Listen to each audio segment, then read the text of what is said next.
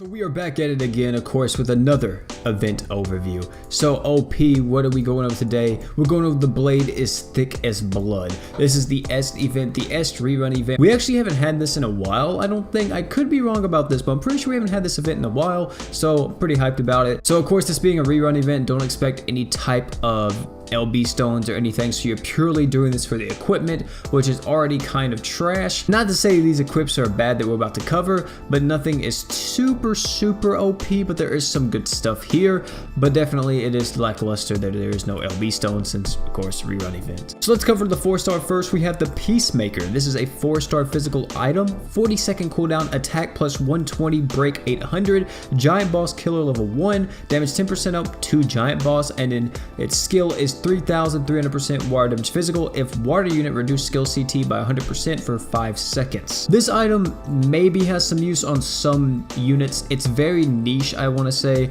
Reducing skill CT is nice, especially by 100%, but such a short duration, only 5 seconds. It's not like you're going to be able to get like 3 skills off at once, you know what I mean? However, the giant boss killer is something to note. You can definitely, get some use out of that if a unit has a 4-star physical attack item slot. You could just put that on there just to deal more damage to giant bosses. But yeah, overall that item is nothing special. If you're a new player, definitely this will help you because any type of equipment will help you as a new player. But if you're a veteran old, this equip doesn't really benefit you too much. Next is the Oath Taker. This is a 5-star physical attack item, 60-second cooldown, attack plus 500, break 600, giant boss kill level 1, damage 10% up to giant bosses, and its skill is 7,000% water damage physical, 50% chance of freezing the enemy. This isn't bad either. 50% chance of freezing is nice. You could use this on some units if you want just like an absolute freezing machine. I guess you could use this along with Alvina, but most of the time Alvina's normal art is going to freeze, especially if you have freeze resist down. More than likely Alvina's normal art is going to freeze, but you can use this on other units. It's a decent starter item giving you the freeze, so it will benefit you if you're playing through the story. That freeze may be able to save you at times because you'll be able to stop the boss's art or something, but overall nothing too crazy with this item. Is Vel Height. Now here's the craziest part about this item is that they changed its name. I'm almost positive it was always called Vel Height.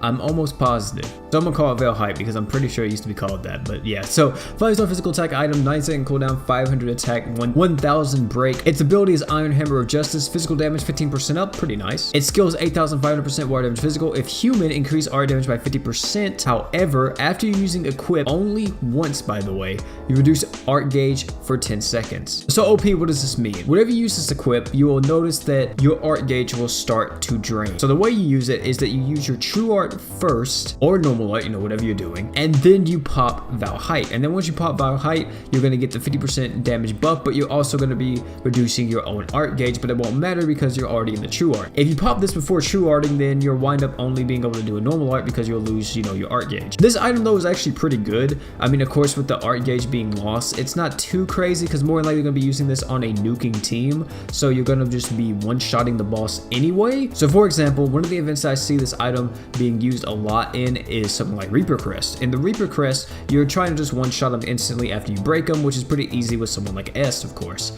And then boom, you pop Vel Height, you pop something else with some crit chance, boom, the boss is dead. It is kind of limiting though because it's only effective on humans. If you're not a human, of course, you won't get the art damage up, which is kind of a yikes. By the way, this is single target, not AoE. It's nothing like, oh my god, it's OPAF type of equip, but it definitely has its uses. Most of the time you're going to see this run on someone like S because it benefits S a lot and it works really well with S. There may be some other uses, some other human attackers that I just don't know. I don't really, go with the race because, for example, like you'll look at a unit and be like, oh, that's a human, and then no, it's a god, so yeah.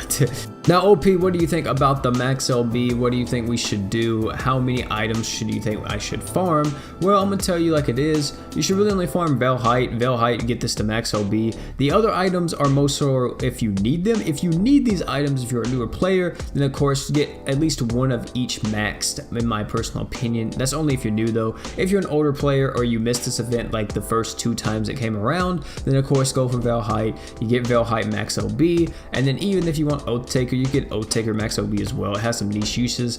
Freezing equips are nothing too crazy, but they can help you out, especially if you're trying to farm Edrum. I didn't even mention that earlier, but I just not thought about it. If you're trying to farm Edrum, this could help you too, so you can get another freeze on Edrum. So really nice. But yeah, one of each or just one of Valhite, and you should be set for this event. But overall, what do you think about the Est event? The Est event is pretty solid, nothing crazy for older players, decent for new players. Just a solid event in general. So guys, it's gonna be it for the video though, man. Thank you all for coming out. Don't forget to like, comment, and subscribe for more Grand Summers content on the channel. We'll be back tomorrow with some more, GS or something. It just depends. I don't know when this video is gonna go live either. I've recorded like 3 videos, so I don't know when I'm gonna be scheduling all these to upload. So yeah. But guys, it's gonna be it, man. Thank you all for coming out, and I'm out, guys.